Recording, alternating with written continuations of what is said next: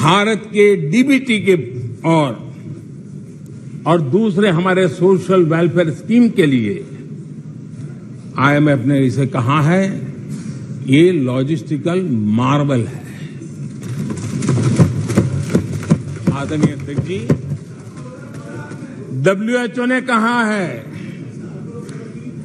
आदरणीय अध्यक्ष जी, world health organisation ने कहा है कि जल जीवन मिशन के जरिए भारत में 4 लाख लोगों की जान बच रही है। ये 4 लाख कौन है?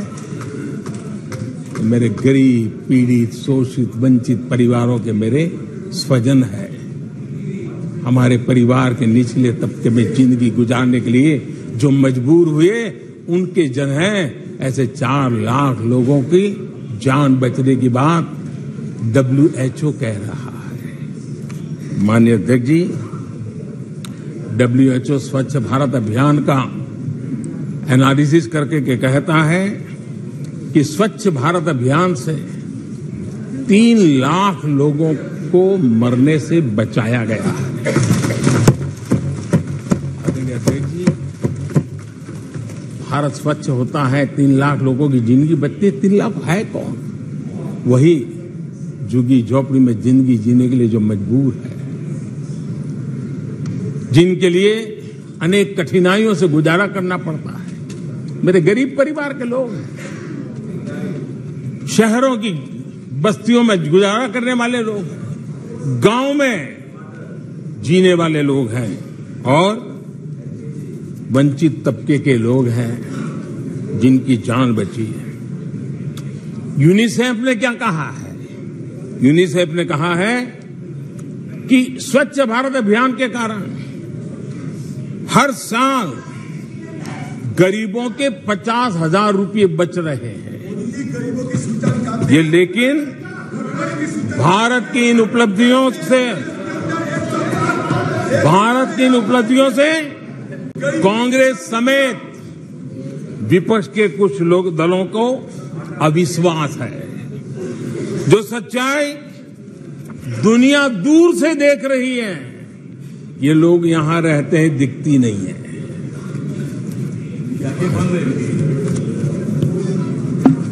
आदरणीय अध्यक्ष जी,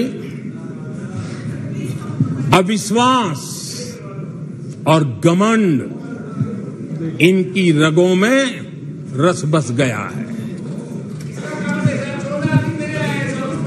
वे जनता के विश्वास को कभी देख नहीं पाते हैं। अब ये जो शुतुरमुर्ग अप्रोच है, इसके लिए तो देश क्या कर सकता है?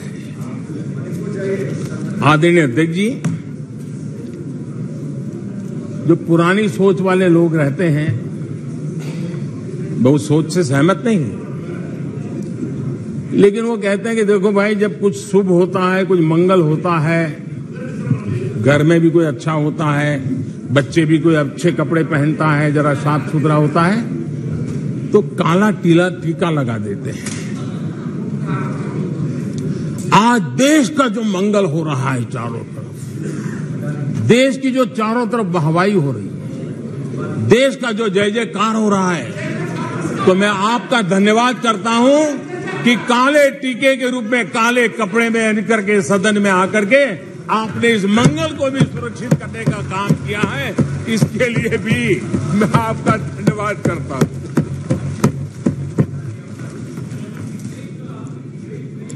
आदरणीय अध्यक्ष जी,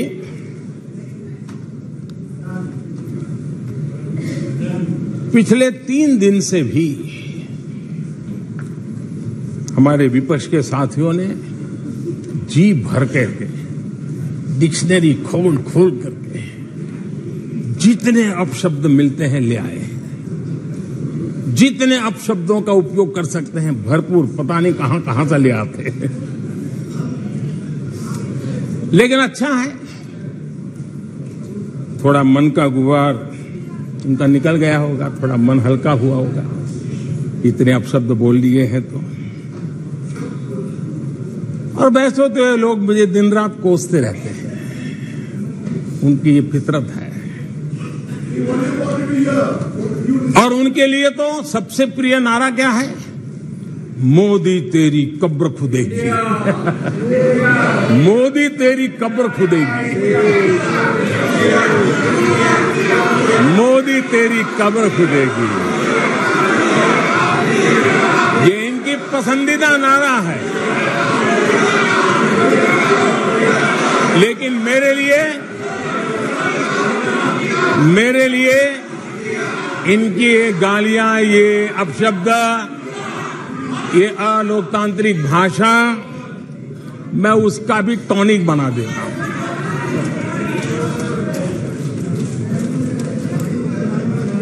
और ये ऐसा क्यों करते हैं और ये क्यों होता है?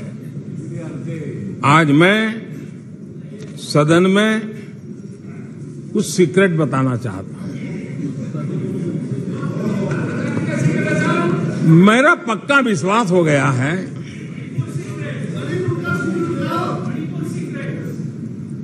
कि विपक्ष के लोगों को एक सीक्रेट वरदान मिला हुआ है। हाँ,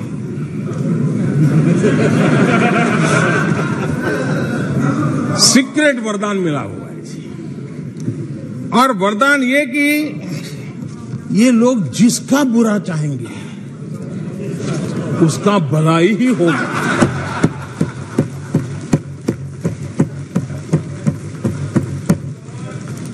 एक उदाहरण तो आप देखिए, मौजूद है।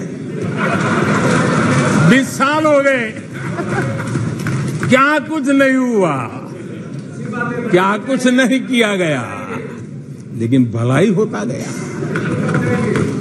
तो आपको बड़ा सीक्रेट वरदान है जी। और मैं 3 उदाहरण से ये सीक्रेट वरदान को सिद्ध कर सकता हूं जी। आपको ध्यान होगा कि इन लोगों ने कहा था बैंकिंग सेक्टर के लिए, बैंकिंग सेक्टर डूब जाएगा, बैंकिंग सेक्टर तबाह हो जाएगा, देश खत्म हो जाएगा, देश बर्बाद हो जाएगा, न जाने क्या क्या कहा था। और बड़े बड़े विद्वानों को विदेशों से ले आते थे, उनसे कहलवाते थे ताकि उनकी बात कोई न माने तो शायद उनकी मान ले। हमारे बैंकों की सेहत को लेकर के भांति भांति की निराशा, अफवाह फैलाने का काम इन्होंने पुरजोश किया। और जब इन्होंने बुरा चाहा बैंकों का, तो हुआ क्या? हमारी public sector banks net profit 2 गुने से ज्यादा हो गया। इन लोगों ने फोन बैंकिंग घोटाले की बात, इसके कारण देश को एनपीए के गंभीर संकट में डुबो दिया था। बीते दिनों की बात हो रही है, लेकिन आज जो उन्होंने एनपीए का अंबर लगा के गए थे, उसको भी पार कर करके और एक नई ताकत के साथ निकल चुके हैं। और आज सुबह निर्मला जी ने विस्तार से बताया है कि कितना प्रॉफिट हुआ है। दूसरा उदाहरण,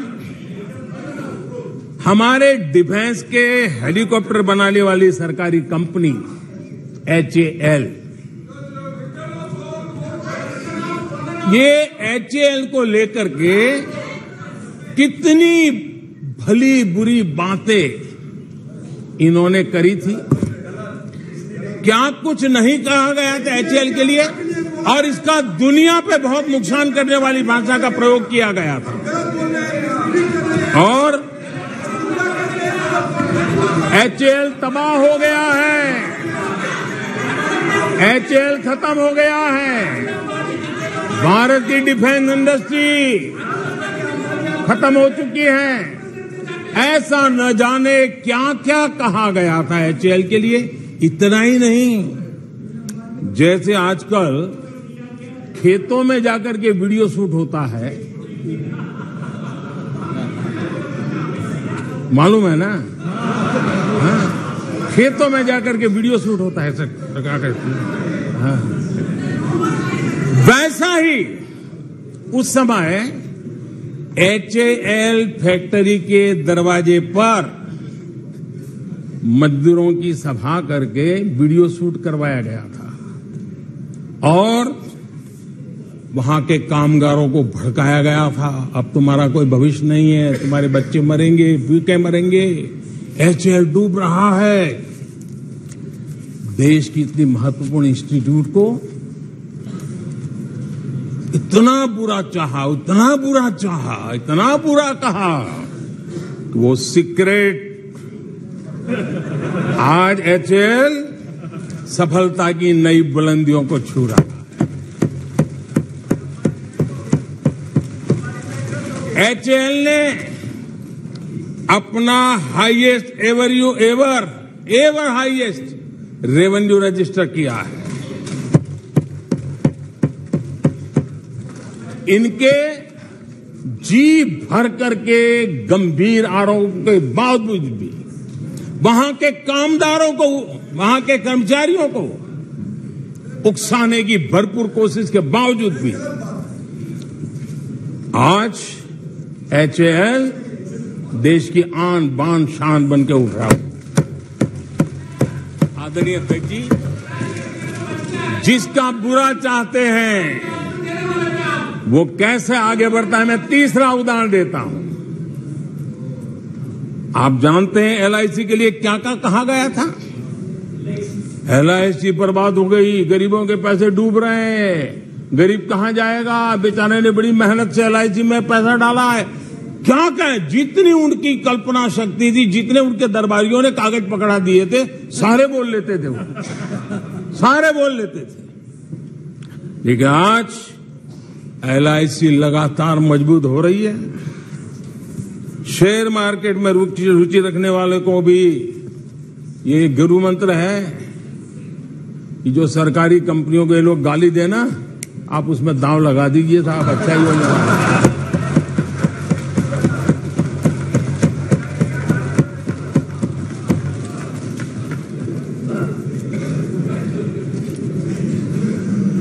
आदरणीय अध्यक्ष जी, ये लोग देश की जिन संस्थाओं की मृत्यु की घोषणा करते हैं, उन संस्थाओं का भाग्य चमक जाता है। और मुझे विश्वास है कि ये जैसे देश को कोसते हैं, लोकतंत्र को कोसते हैं, मेरा पक्का विश्वास है देश भी मजबूत होने वाला है, लोकतंत्र भी मजबूत होने वाला है, और हम तो होने ही वाले हैं। आदरणीय अध्यक्ष जी, ये वो लोग हैं जिन्हें देश के सामर्थ्य पर विश्वास नहीं। इन लोगों को देश के परिश्रम पर विश्वास नहीं है, देश के पराक्रम पर विश्वास नहीं है। कुछ दिन पहले मैंने कहा था कि हमारी सरकार के अगले टर्म में, तीसरे टर्म में, भारत दुनिया की तीसरी टॉप अर्थव्यवस्था बनेगा।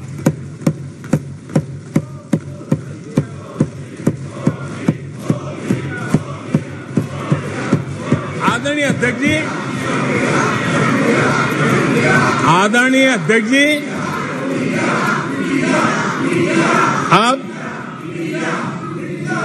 देश के भविष्य पर थोड़ा सा भी भरोसा होता जब हम ये क्लेम करते हैं कि हम आने वाले 5 साल में, नए तीसरे टर्म में, हम देश की इकोनॉमी को तीसरे पर लाएंगे।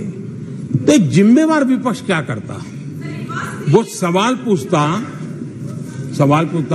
अच्छा भाई बताओ, निर्मला जी बताओ कैसे करने वाले हो, अच्छा मोदी जी बताओ कैसे करने वाले हो, आपका रोड मैप बताओ। ऐसा करते। अब ये भी मुझे सिखाना पड़ रहा है। लेकिन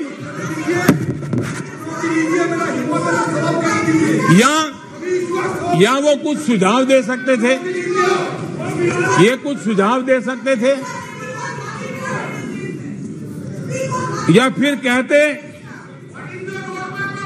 हम चुनाव में जनता के बीच जाकर के बताएंगे कि ये तीसरे की बात करते हैं, हम तो 1 नंबर पे लेके आएंगे और ऐसे ऐसे लेके कुछ तो करते यार। लेकिन हमारे विपक्ष की त्रासदी ये है और उनके राजनीतिक विमर्श पर गौर कीजिए। कांग्रेस के लोग क्या कह रहे हैं? अब देखिए कितना कल्पना दारिद्र्य है। इतने सालों तक सत्ता में रहने के बाद भी क्या अनुभवताहीन बातें सुनने को मिल रही है जी। क्या कहते हैं ये कहते हैं इस लक्ष्य तक पहुंचने कुछ करने की जरूरत नहीं, ऐसे ही होने वाला है तीसरे नंबर पे। बताओ, मुझे लगता है कि इसी सोच के कारण वो सोते रहे इतने सालों तक, तो अपने आप होने वाला है। वो कहते हैं बिना कुछ किए तीसरे पहुंच जाएंगे। और कांग्रेस की माने अगर सब कुछ अपने आप ही हो जाने वाला है, इसका मतलब है कांग्रेस के पास न नीति है, न नियत है, न विजन है, न वैश्विक अर्थव्यवस्था की समझ है और न ही भारत के अर्थ जगत के ताकत का पता है। और इसलिए सोए सोए तब हो जाएगा। यही एक आदरणीय अध्यक्ष जी, यह वजह है कि कांग्रेस के शासन में भारत गरीबी और गरीबी को बढ़ाता गया। 1991 में देश कंगाल होने की स्थिति में था। कांग्रेस के शासनकाल में अर्थव्यवस्था दुनिया के क्रम में 10, 11, 12 इसके बीच में झोले खाती थी, झूलती रही थी। लेकिन 2014 के बाद भारत ने टॉप 5 में अपनी जगह बना ली।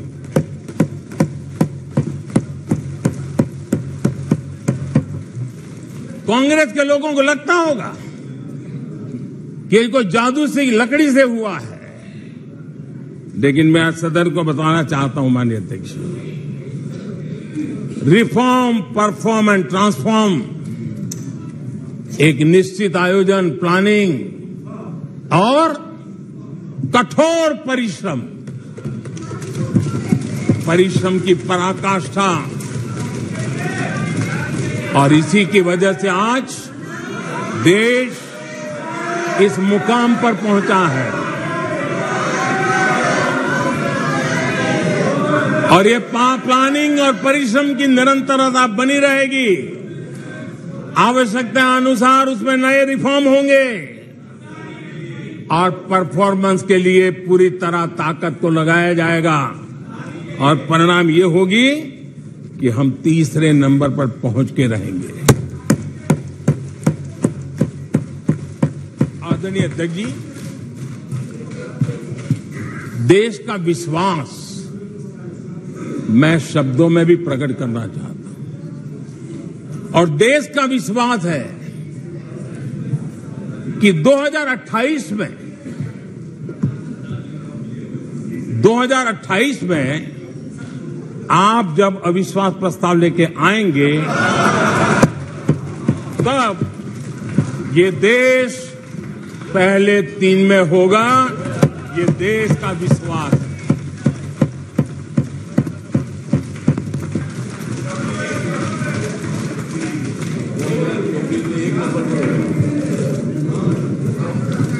आदरणीय अध्यक्ष जी, हमारे विपक्ष के मित्रों के फितरत में ही अविश्वास भरा पड़ा है।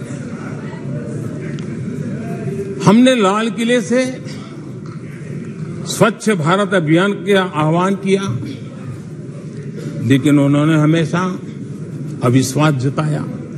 कैसे हो सकता है? गांधी जी भी आके गए, करके कह के गए, क्या हुआ?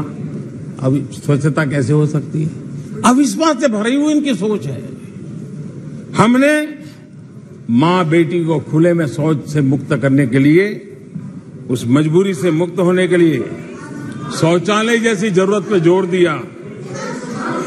और तब ये कहना क्या लाल किले से ऐसे विषय बोले जाते हैं क्या ये देश की प्राथमिकता होती है क्या? हमने जब जन धन खाते खोलने की बात की तब भी यही बात निराशा की। क्या होता है जन धन खाता? उनके हाथ में पैसे कहां है?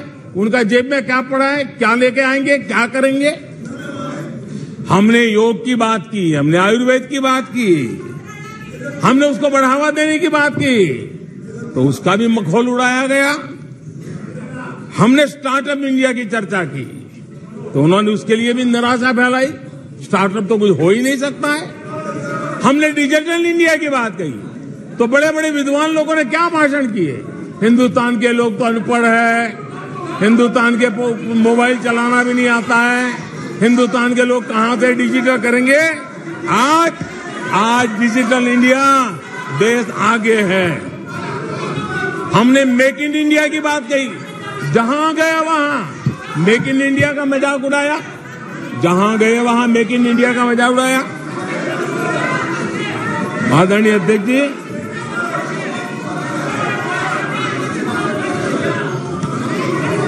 कांग्रेस पार्टी और उनके दोस्तों का इतिहास रहा है कि उन्हें भारत पर, भारत के सामर्थ्य पर कभी भी भरोसा नहीं रहा है। भाषण पूरा नहीं हुआ प्लीज अध्यक्ष जी। हाँ। और ये विश्वास किस पर करते थे? मैं जरा आज सदन को याद दिलाना चाहता हूं। पाकिस्तान सीमा पर हमले करता था, हमारे यहां आए दिन आतंकवादी भेजा जाता था और उसके बाद पाकिस्तान हाथ ऊपर करके मुकर जाता था, भाग जाता था, बोले हमारी तो कोई जिम्मेवारी नहीं है, कोई जिम्मा लेने को तैयार नहीं होता था।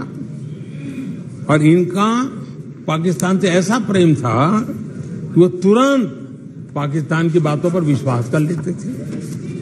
पाकिस्तान कहता था कि आतंकी हमले होते रहेंगे और बातचीत भी होती रहेगी। इन्हें यहां तक कहते हुए पाकिस्तान कह रहा है तो सही कहता होगा, ये इनकी सोच रही है। कश्मीर आतंकवाद की आग में दिन रात सुलग रहा था, जलता था, लेकिन कांग्रेस सरकार का काम कश्मीर के आम नागरिकों पर विश्वास नहीं था। वे विश्वास करते थे हुर्रियत पर, वे विश्वास करते थे अलगवादियों के पर, वे विश्वास उन लोगों पर करते थे जो पाकिस्तान का झंडा लेकर के चलते थे। भारत ने आतंकवाद पर सर्जिकल स्ट्राइक किया, भारत ने एयर स्ट्राइक किया। इनको भारत की सेना पर भरोसा नहीं था, उनको दुश्मन के दावों पर भरोसा था। ये इनकी प्रवृत्ति थी।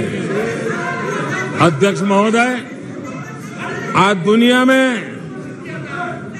कोई भी भारत के लिए अपशब्द बोलता है तो इन्हें उस पर तुरंत विश्वास हो जाता है, तुरंत उसको कैच कर लेते हैं। ऐसा मैग्नेटिक पावर है कि भारत खिलाफ हर चीजें वो तुरंत पकड़ लेते हैं। जैसे कोई विदेशी एजेंसी कहती है कि भूखमरी का सामना कर रहा कई देश भारत से बेहतर है, ऐसा झूठी बात आएगी तो भी पकड़ लेते और हिंदुस्तान में प्रचार करना शुरू कर देते, प्रेस कॉन्फ्रेंस कर देते हैं। भारत को बदनाम करने में क्या मजा आता है। दुनिया में कोई भी ऐसी बेतुकी बातों को मिट्टी के ढेले जैसी जिसकी कीमत ना हो, ऐसी बातों को तवज्जो देना ये कांग्रेस की फितरत रही है और तुरंत उसका भारत में एम्पलीफाई करना, प्रचार करना, पूरी इकोसिस्टम लग जाती है। कोरोना में ये महामारी आई, भारत के वैज्ञानिकों ने मेड इन इंडिया वैक्सीन बनाया। उन्हें भारत के वैक्सीन पर भरोसा नहीं, उनको भारत के वैक्सीन पर भरोसा नहीं, विदेशी वैक्सीन पर भरोसा, ये इनकी सोच रही। आदरणीय अध्यक्ष जी,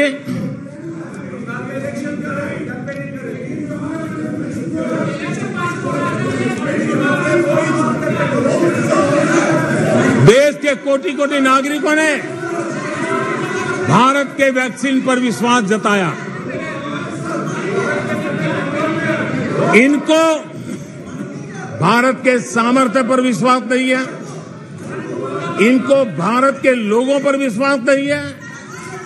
लेकिन इस सदन को मैं बताना चाहता हूं, इस देश का भी, भारत के लोगों का कांग्रेस के प्रति नो कॉन्फिडेंस का भाव बहुत गहरा है। कांग्रेस के प्रति नो कॉन्फिडेंस का भाव बहुत गहरा है भारत के लोगों में। कांग्रेस अपने घमंड से इतनी चूर हो गई है, इतनी भर गई है कि उसको जमीन दिखाई तक देती नहीं है। आदरणीय अध्यक्ष जी, देश के कई हिस्सों में कांग्रेस को जीत दर्ज करने में अनेक दशक लग गए हैं। तमिलनाडु में कांग्रेस की आखिरी बार 1962 में जीत हुई थी। 61 वर्षों से तमिलनाडु के लोग कह रहे हैं कांग्रेस नो कॉन्फिडेंस। तमिलनाडु के लोग कह रहे हैं कांग्रेस। पश्चिम बंगाल में उन्हें आखिरी बार जीत 1972 में मिली थी। पश्चिम बंगाल के लोग 51 सालों से कह रहे हैं कांग्रेस कांग्रेस। उत्तर प्रदेश और बिहार और गुजरात कांग्रेस आखिरी 1985 में जीती थी। पिछले 38 वर्षों से वहां के लोगों ने कांग्रेस को कहा है, वहां के लोगों ने कांग्रेस को कहा है। त्रिपुरा में उन्हें आखिरी बार 1988 में जीत मिली थी। 35 वर्षों से त्रिपुरा के लोग कांग्रेस को कह रहे हैं कांग्रेस कांग्रेस। ओडिशा में कांग्रेस को आखिरी बार 1995 में जीत नसीब हुई थी। यानी ओडिशा में भी 28 वर्षों से कांग्रेस को एक ही जवाब दे रहा है। उड़ीसा कह रहा है नो कॉन्फिडेंस कांग्रेस। माननीय प्रधानमंत्री जी, नागालैंड में सभा की अनुमति हो तो सभा की कार्रवाई इस विषय की समाप्ति तक बढ़ाई जाती है। माननीय सदस्यगण, मैंने पहले भी आग्रह किया था कि नारेबाजी नहीं करेंगे और आप सबने सहमति दी थी। नारेबाजी नहीं करेंगे, न इधर से करेंगे न उधर से करेंगे, नहीं करेंगे दोनों तरफ से नारेबाजी। नो, इधर से भी नहीं करेंगे उधर से भी नारेबाजी। प्लीज, आपने खुद ने व्यवस्था दी थी, नारेबाजी नहीं करेंगे सदन में, नहीं करने किधर से भी नहीं करेंगे। माननीय प्रधानमंत्री जी,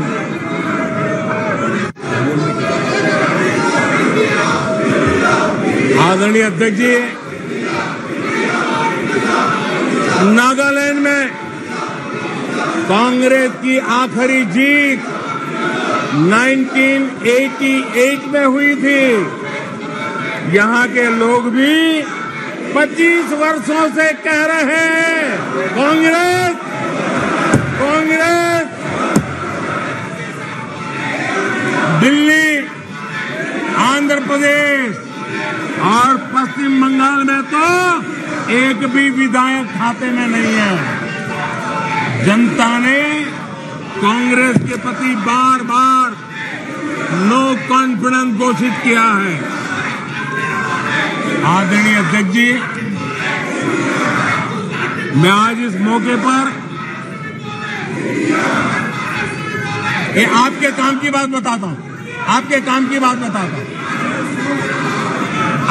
आपकी भलाई के लिए बोल रहा हूं,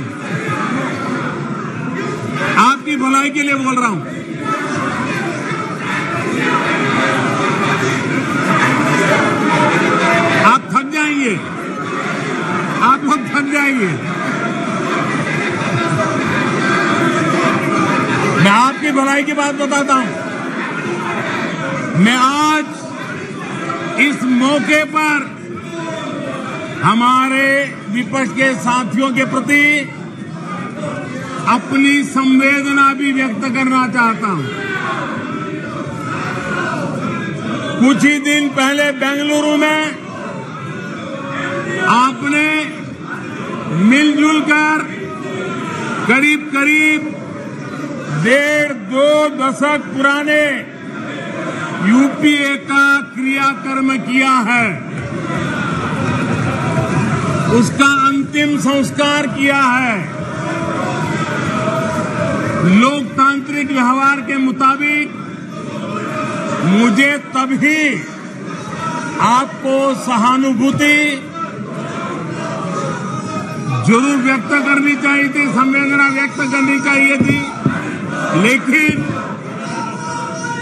देरी में मेरा कसूर नहीं है, देरी में मेरा कसूर नहीं है, क्योंकि आप खुद ही एक और यूपीए का क्रियाकर्म कर रहे थे और दूसरी ओर जश्न भी मना रहे थे। और जश्न भी किस बात का? खंडहर पर नया प्लास्टर लगाने का। आप जश्न मना रहे थे खंडहर पर नया प्लास्टर लगाने का, आप जश्न मना रहे थे खेल मशीन पर नया पेंट लगाने का। दशकों पुरानी खटारा गाड़ी को इलेक्ट्रिक व्हीकल दिखाने के लिए आपने इतना बड़ा मजमा लगाया था। और मजेदार ये कि मजमा खत्म होने से पहले ही उसका क्रेडिट लेने के लिए आप में सिर फुटबॉल शुरू हो गई। मैं हैरान था कि एक गठबंधन लेकर आप जनता के बीच जाएंगे। मैं विपक्ष के साथियों को कहना चाहता हूं, आप जिसके पीछे चल रहे हो, उसको तो इस देश की जबान, इस देश की संस्कार की समझ ही नहीं बची है। पीढ़ी दर पीढ़ी ये लोग लाल मिर्च और हरी मिर्च का फर्क नहीं समझ पाए।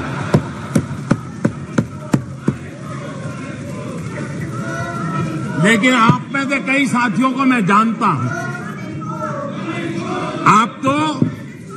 आप सबको भारतीय मानस को जानने वाले लोग, आप लोग भारत के मिजाज को पहचानने वाले लोग हैं। वेश बदलकर धोखा देने की कोशिश करने वालों की हकीकत सामने आ ही जाती है। जिन्हें सिर्फ नाम का सहारा है, उन्हीं के लिए कहा गया है,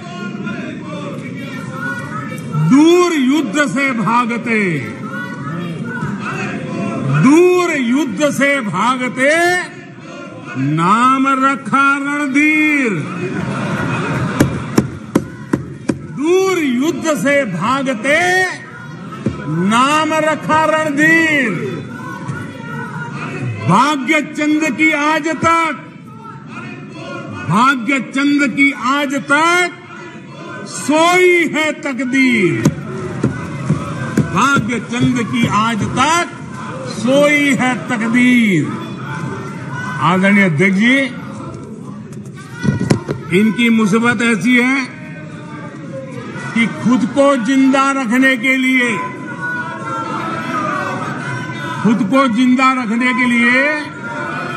इनको एनडीए का ही सहारा लेना पड़ा है। खुद को जिंदा रखने के लिए इन्हें एनडीए का ही सहारा लेना पड़ा है। लेकिन आदत के मुताबिक घमंड का जो आई है ना, वो उनको छोड़ता नहीं है और इसलिए एनडीए में 2 आई पिरो दिए, 2 घमंड के आई पिरो दिए। पहला आई 26 दलों का घमंड और दूसरा आई एक परिवार का घमंड। एनडीए भी चुरा लिया कुछ बचने के लिए और इंडिया के भी टुकड़े कर दिए। I dot N dot D dot I dot ए।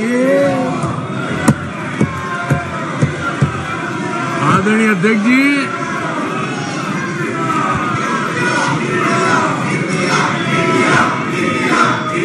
जरा हमारे डीएमके के भाई सुन ले, जरा कांग्रेस के लोग भी सुन ले। अध्यक्ष महोदय, यूपीए को लगता है कि देश के नाम का इस्तेमाल करके अपनी विश्वसनीयता बढ़ाई जा सकती है,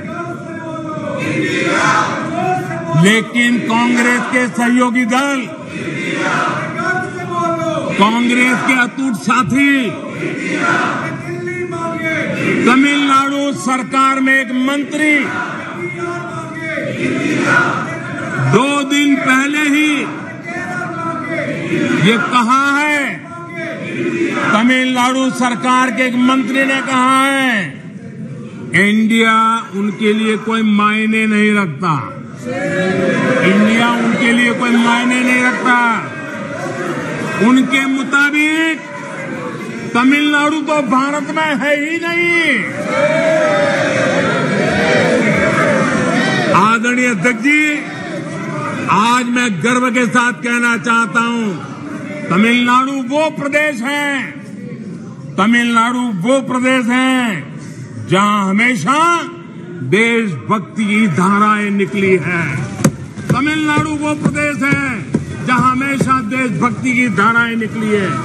जिस राज्य ने हमें राजा जी दिए, जिस राज्य ने हमें कामराज दिए, जिस राज्य ने हमें एमजीआर दिए, जिस राज्य ने हमें अब्दुल कलाम दिए, आज उस तमिलनाडु से स्वर सुनाई दे रहे हैं। आदरणीय अध्यक्ष जी, जब आपके अलायंस अंदर ही अंदर ऐसे लोग हो जो अपने देश के अस्तित्व को नकारते हो, तो आपकी गाड़ी कहां जाकर के रुकेगी? जरा आत्मचिंतन करने का मौका मिले और आत्मा बचाओ तो जरूर करिएगा। आदरणीय अध्यक्ष जी,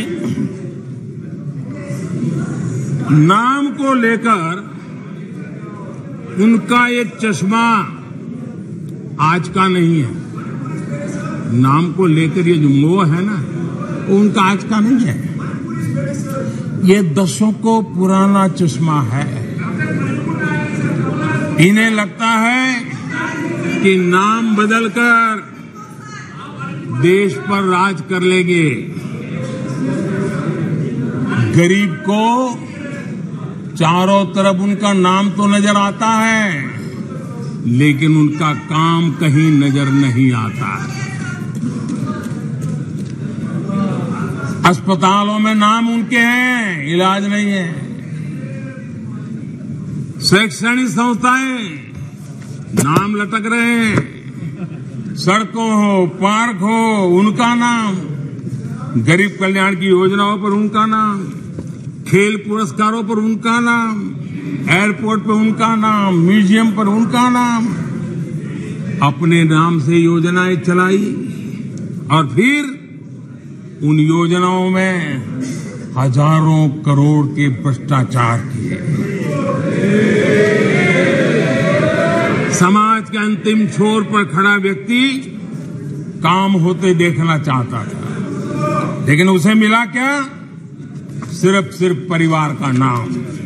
अध्यक्ष महोदय, कांग्रेस की पहचान से जुड़ी कोई चीज उनकी अपनी नहीं है, कोई चीज उनकी अपनी नहीं है।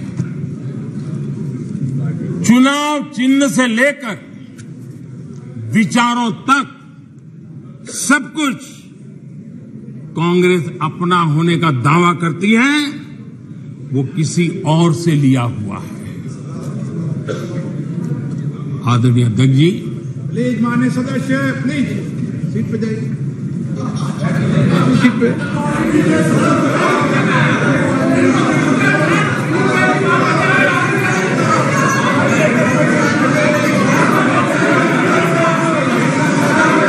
अपनी कमियों को ढकने के लिए चुनाव चिन्ह और विचारों को भी चुरा लिया।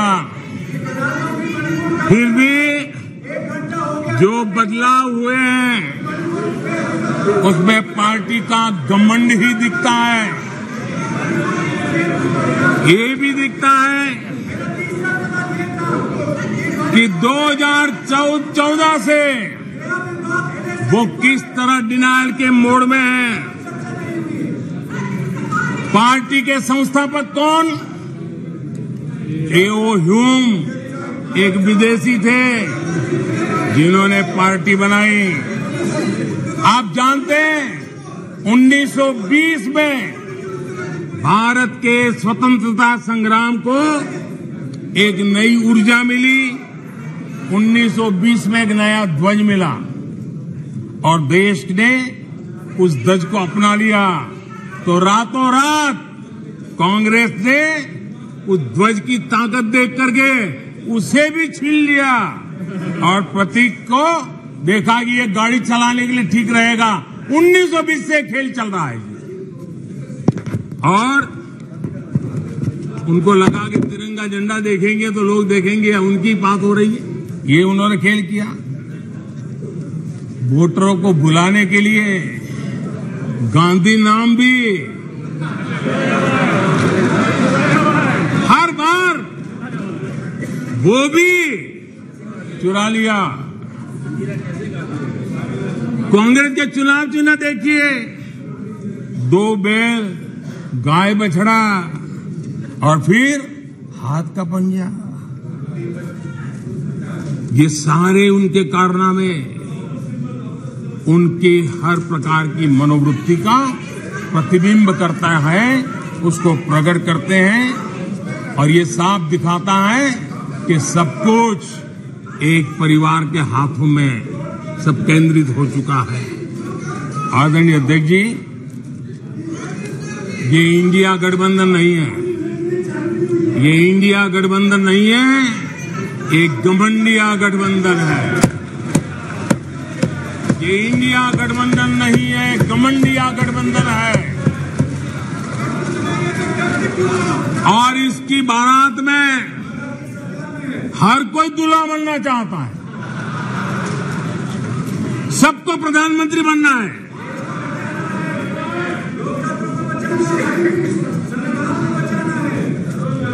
आदरणीय अध्यक्ष जी, इस गठबंधन ने यह भी नहीं सोचा है कि किस राज्य में आपके साथ, आप किसके साथ कहां पहुंचे हैं।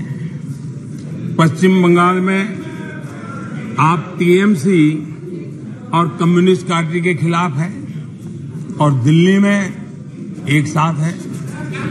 और अधीर बाबू 1991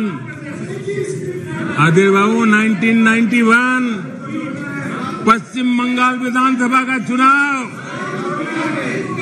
इन्हीं कम्युनिस्ट पार्टी ने अधीर बाबू साथ क्या व्यवहार किया था वो आज भी इतिहास में दर्ज है। खैर 1991 की बात तो पुरानी है। पिछले साल केरला के वायनाड में जिन लोगों ने कांग्रेस के कार्यालय में तोड़फोड़ की, ये लोग उनके साथ दोस्ती करके बैठे हैं। बाहर से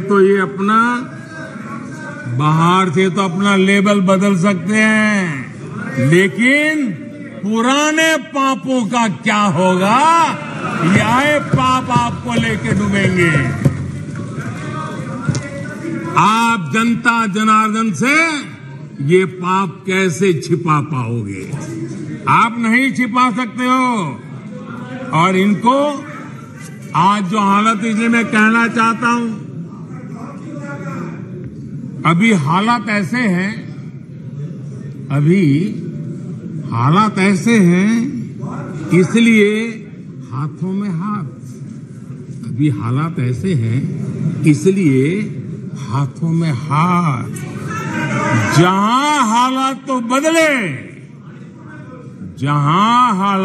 बदले, फिर छुरियां भी निकलेगी।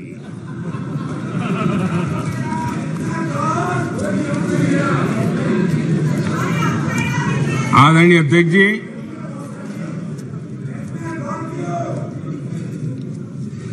ये घमंडिया गठबंधन देश में परिवारवाद की राजनीति का सबसे बड़ा प्रतिबिंब है। देश के स्वाधीनता सेनानियों ने, हमारे संविधान निर्माताओं ने हमेशा परिवारवादी राजनीति का विरोध किया था।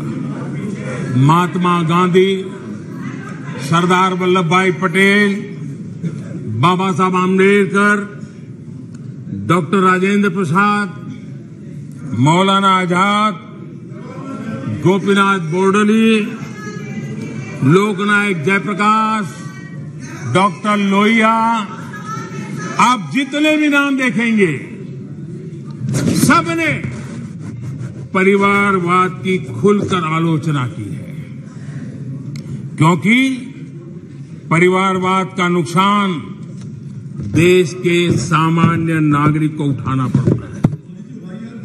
परिवारवाद सामान्य नागरिक के, उसके हकों, उसके अधिकारों से वंचित है। इसलिए इन विभूतियों ने हमेशा इस देश पर बात जोर दिया था कि देश को परिवार, नाम और पैसे पर आधारित व्यवस्था से हटना ही होगा। लेकिन कांग्रेस को हमेशा ये बात पसंद नहीं आई। आदरणीय अध्यक्ष जी, हमने हमेशा परिवारवाद का विरोध करने वालों का हमने बराबर देखा है कि उसके प्रति उनकी कैसी नफरत की बात है। कांग्रेस को परिवारवाद पसंद है, कांग्रेस को दरबारवाद पसंद है, जहां बड़े लोग, उनकी बेटे बेटियां भी बड़े पदों पर काबिज हो। जो परिवार से बाहर है, उनके लिए भी यही है कि जब तक आप इस महफिल में दरबारी नहीं बनोगे तो आपका भी कोई भविष्य नहीं है। यही उनकी कार्यशैली रही। इस दरबार सिस्टम ने कई विकेट लिए, कितनों का हक मारा है इन लोगों ने। बाबा साहब आम्बेडकर, कांग्रेस ने जी जान लगाकर 2 बार उनको हरवाया। कांग्रेस के लोग बाबा साहब आम्बेडकर के कपड़ों का मजाक उड़ाते थे। ये वो लोग हैं। बाबू जगजीवन राम, उन्होंने इमरजेंसी पर सवाल उठाए तो बाबू जगजीवन बाबू को भी उन्होंने नहीं छोड़ा, उनको प्रताड़ित किया। मोरारजी भाई देसाई, चरण सिंह, चंद्रशेखर जी, आप कितने ही नाम लीजिए। दरबारवाद के कारण देश के महान लोगों के अधिकारों को इन्होंने हमेशा हमेशा के लिए तबाह कर दिया। यहां तक कि जो दरबारी नहीं थे, जो दरबारवाद से जुड़े नहीं थे, उनके पोर्ट्रेट तक पार्लियामेंट में लगाने से इनको झिझक होती थी। 1990 में उनके पोर्ट्रेट सेंट्रल हॉल में तब लगी जब बीजेपी समर्थित गैर कांग्रेसी सरकार सामने आई। लोहिया जी की पोर्ट्रेट भी संसद में तब लगी जब 1991 में गैर कांग्रेस सरकार बनी। नेताजी की पोर्ट्रेट 1978 में सेंट्रल हॉल में लगाई जब जनता पार्टी की सरकार थी। लाल बहादुर शास्त्री और चरण सिंह, उनका पोर्ट्रेट भी 1993 में गैर परिवार की सरकार में लगा। सरदार पटेल के योगदान को भी कांग्रेस ने हमेशा नकारा। सरदार साहब को समर्पित विश्व की सबसे ऊंची स्टैच्यू ऑफ यूनिटी प्रतिमा बनाने का गौरव भी हमें प्राप्त हुआ। हमारी सरकार ने दिल्ली में पीएम म्यूजियम बनाया, सारे पूर्व प्रधानमंत्रियों को सम्मान दिया। पीएम म्यूजियम दल और पार्टी से ऊपर उठकर सभी प्रधानमंत्रियों को समर्पित है। उनको ये भी नहीं पता रहा है क्योंकि उनके परिवार के बाहर का कोई भी प्रधानमंत्री बना हो, वो उनको मंजूर नहीं है, वो उनको स्वीकार नहीं है। आदरणीय अध्यक्ष जी,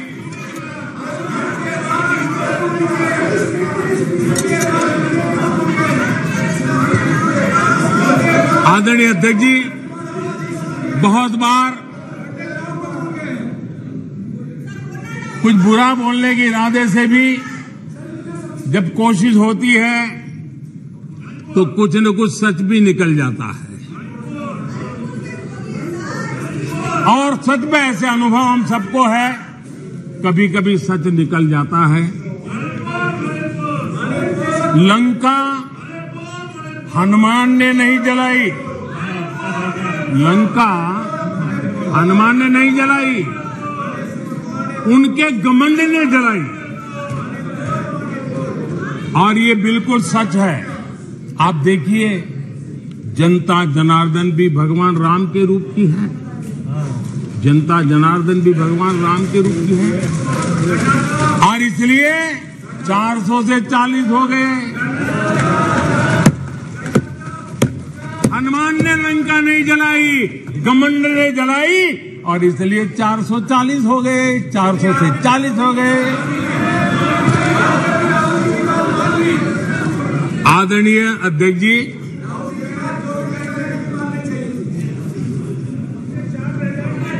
सच्चाई तो ये है, देश की जनता ने 2-2 बार 30 साल के बाद पूर्ण बहुमत की सरकार चुनी, लेकिन गरीब का बेटा यहां कैसे बैठा?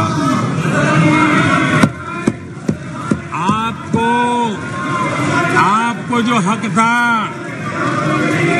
आप अपनी पारिवारिक पीढ़ी मांगते थे, वो यहां कैसे बैठ गया? ये चुभन अभी भी आपको परेशान कर रही है, आपको सोने नहीं देती है, और देश की जनता भी आपको सोने नहीं देगी, 2024 में भी सोने नहीं देगी। आदरणीय अध्यक्ष जी, कभी इनके जन्मदिन पर हवाई जहाज में केक काटे जाते थे, कभी इनके जन्मदिन पर हवाई जहाज में केक काटे जाते थे, आज उस हवाई जहाज में गरीब के लिए वैक्सीन जाता है। ये फर्क है। आदरणीय अध्यक्ष जी, एक जमाना था कभी ड्राई क्लीन के लिए कपड़े हवाई जहाज से आते थे। आज गरीब हवाई चप्पल वाला हवाई जहाज में उड़ रहा है। आदरणीय अध्यक्ष जी, कभी छुट्टी मनाने के लिए, मौज मस्ती करने के लिए नौसेना के युद्धपोत मंगवा लेते थे। नौसेना की युद्धपोत मंगवा लेते थे मौज मस्ती के लिए। आज उसी नौसेना के जहाज दूर देशों में फंसे भारतीयों को अपने घर लाने के लिए, गरीबों को अपने घर लाने के लिए उपयोग में आते हैं। आदरणीय अध्यक्ष जी, जो लोग आचार व्यवहार चाल चरित्र से राजा बन गए हो, आधुनिक राजा के रूप में ही जिनका दिमाग काम करता हो, उन्हें गरीब का बेटा यहां होने से परेशानी होनी है। आखिर ये नामदार लोग हैं और ये कामदार लोग हैं। आदरणीय अध्यक्ष जी, कुछ बातें बहुत ही समय पर मुझे कहने का अवसर मिलता है। बहुत सी बातें ऐसी होती है, इत्तेफाक देखिए कि कोई मैं तो तय करके बैठता नहीं हूं, लेकिन इत्तेफाक देखिए कल यहां दिल से बात करने की बात भी कही गई थी।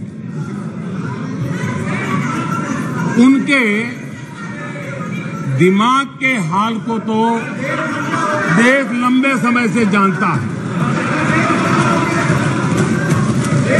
लेकिन अब उनके दिल का भी पता चल गया। और अध्यक्ष जी, इनका मोदी प्रेम तो इतना जबरदस्त है जी, 24 घंटे सपने में भी उनको मोदी आता है। मोदी अगर भाषण करते समय बीच में पानी पिए तो ये कहते हैं, अगर पानी भी पिया तो सीना तान के कहते, देखिए मोदी को पानी पिला दिया। अगर मैं गर्मी में कड़ी धूप में भी जनता जनार्दन के दर्शन के लिए चल पड़ता हूं, कभी पसीना पोंछता हूं, तो कहते हैं देखिए मोदी को पसीना ला दिया। देखिए इनका जीने का सहारा देखिए। एक गीत की पंक्ति है, डूबने वाले को तिनके का सहारा ही बहुत, डूबने वाले को तिनके का सहारा ही बहुत, दिल बहल जाए फकत इतना इशारा ही बहुत, इतने पर भी आसमां वाला गिरा दे बिजलियां, इतने पर भी आसमां वाला गिरा दे बिजलियां, कोई बतला दे जरा ये डूबता फिर क्या करे। आदरणीय अध्यक्ष जी, मैं कांग्रेस की मुसीबत समझता हूं। बरसों से एक ही फेल्ड प्रोडक्ट उसको बार बार लॉन्च करते हैं, हर बार लॉन्चिंग फेल हो जाती है और अब उसका नतीजा ये हुआ है, मतदाताओं के प्रति उनकी नफरत भी सातवें आसमान पर पहुंच गई है। उनका लॉन्चिंग फेल होता है, नफरत जनता पे करते हैं, लेकिन पीआर वाले प्रचार क्या करते हैं? मोहब्बत की दुकान का प्रचार करते हैं, इको सिटी में लग पड़ती है।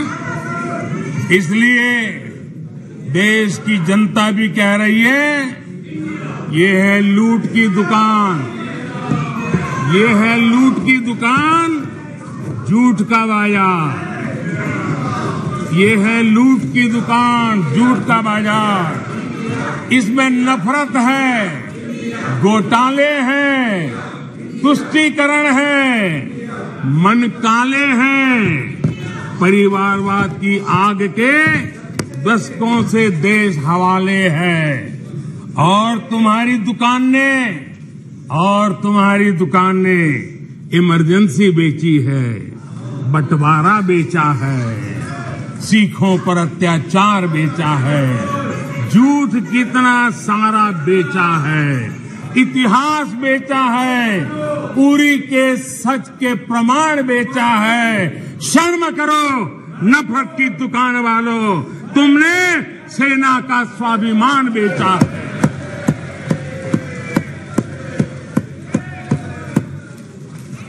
आदरणीय अध्यक्ष जी, हम तो यहां बैठे हुए काफी लोग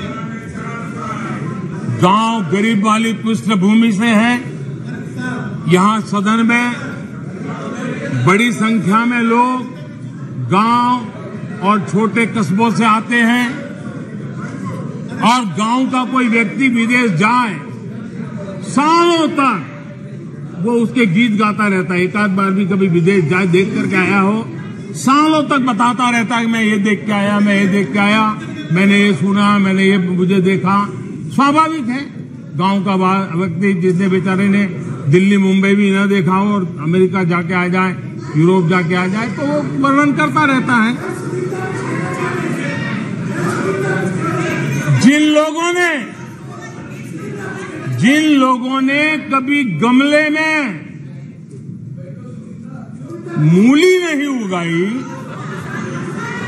जिन लोगों ने कभी गमले में मूली नहीं उगाई, वो खेतों को देखकर हैरान होने ही होने हैं।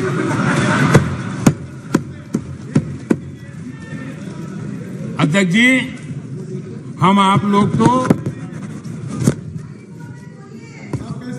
जो कभी जमीन पर उतरे ही नहीं, जिन्होंने हमेशा गाड़ी का शीशा डाउन करके दूसरों की गरीबी देखी है, उन्हें सब हैरान करने वाला लग रहा है।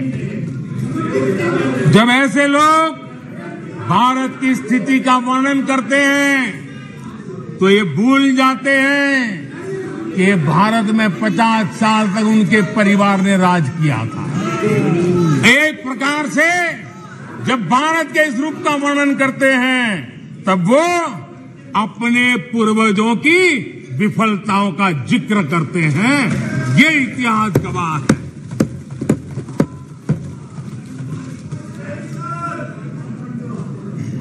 और इनकी दाल गलने वाली नहीं है, इसलिए नई नई दुकानें खोल करके बैठ जाते हैं। आदरणीय अध्यक्ष जी,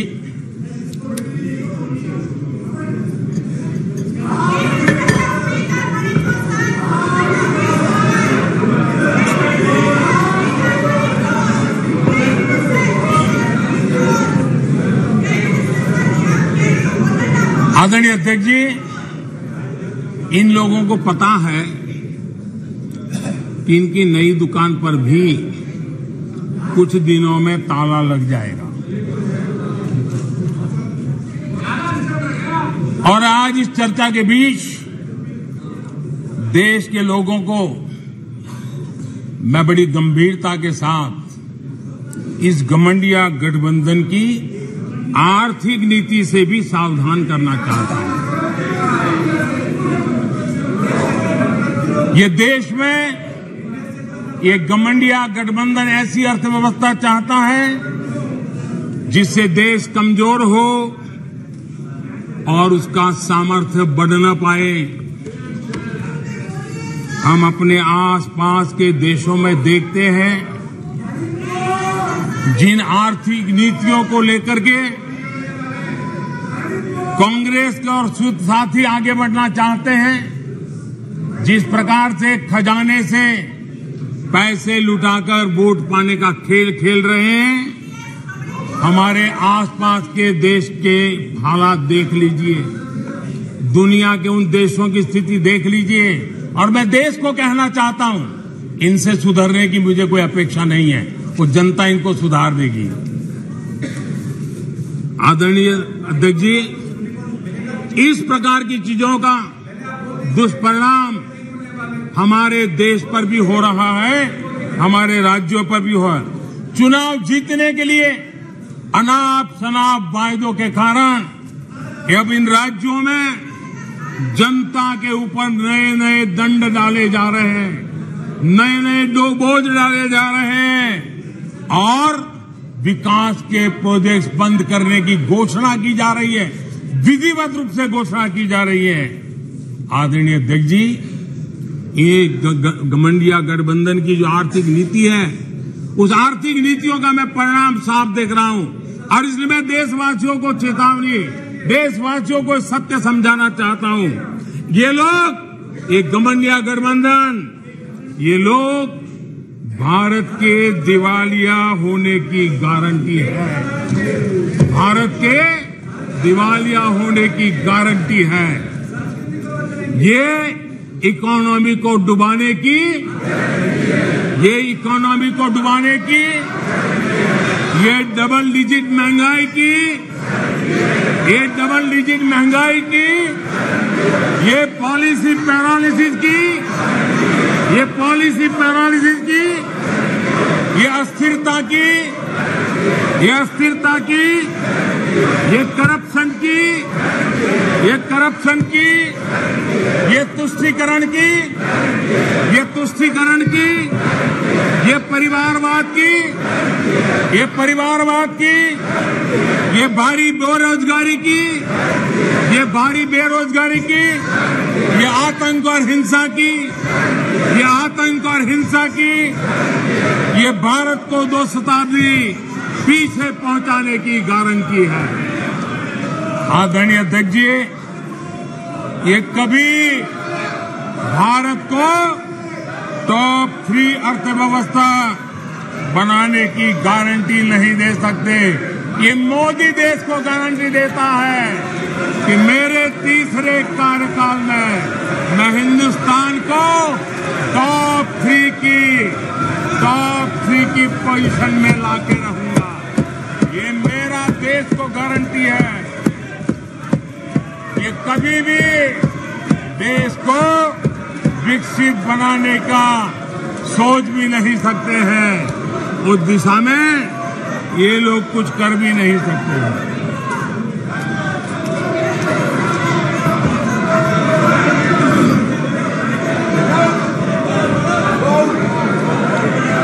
आदरणीय अध्यक्ष जी,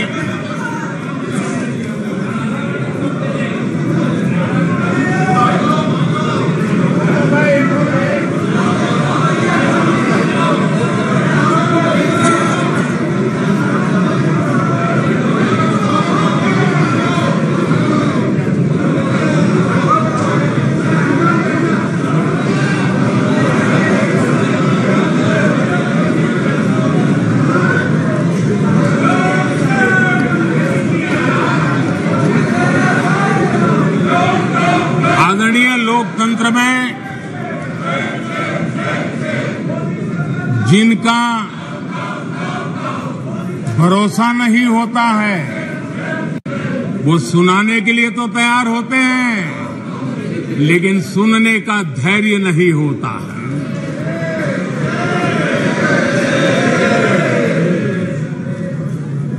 अपशब्द बोलो, भाग जाओ, कूड़ा कचरा फेंको, भाग जाओ, झूठ फैलाओ, भाग जाओ। यही जिनका खेल है। ये देश इनसे अपेक्षा ज्यादा नहीं कर सकता है। अगर इन्होंने गृह मंत्री जी की मणिपुर की चर्चा पर सहमति दिखाई होती तो अकेले मणिपुर विषय पर विस्तार से चर्चा हो सकती थी, हर पहलू पर चर्चा हो सकती थी और उन